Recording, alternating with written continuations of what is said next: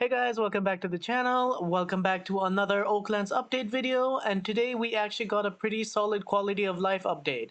We finally have a machine that factory builders are going to love, a brand new material, a ton of bug fixes, and we also got more information about the huge Ferwater Revamp dropping next Saturday. So let's get right into it. Alright, so the biggest thing added in this update is the brand new industrial segmenter. This machine can cut logs, planks, and ingots into perfectly even chunks automatically, and honestly, this changes a lot for factory players. If you've ever tried making auto unloaders or auto processors before, you probably know how annoying and janky bandsaws can be. Half the time your cuts were uneven, stuff got launched across your base, or sizing was just inconsistent.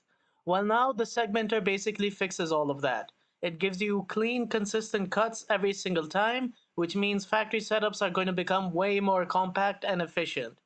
And honestly, this thing looks super satisfying to use. Now, the segmenter is available at the Oak Depot for 90,000. It is quite expensive, but if you compare it to buying multiple bandsaws at 35K each, this is actually cheaper in the long run for serious automation players.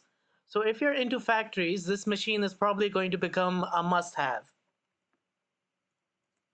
Next up, we've got a brand new material added to Oaklands, carbon fiber. This honestly looks really clean. You can also dye it into different colors, meaning players are probably going to start making some crazy custom builds with it, mostly with cars. And if you remember the stud gift material from the classic store, there's now officially a pallet version of studs in the game too. So instead of relying on the gift item itself, you can actually collect and use the material way easier. Definitely a nice addition for builders. Now moving into the bug fixes, and there are actually some pretty important ones here. First up, the Landhauler now automatically welds or locks itself back when it stops moving. This is huge because hopefully it reduces item flinging, which has probably destroyed everybody's sanity at least once. Meteor cores are also now locked in place until dragged, similar to stars, so they shouldn't randomly fly away anymore. Property signs are finally showing correctly in customization menus and stores. The energy vault now only charges items if the player actually has interaction perms. Blackstone can now properly get corrupted by the mysterious mushrooms again. The Aurora Crest axe and the pickaxe are now officially tier 2 tools instead of having no tier at all. Etchers now correctly apply buffs to the right chop trees.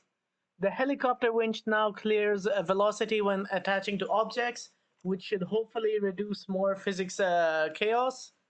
And one of the biggest changes for factory builders, sanders are no longer based on volume.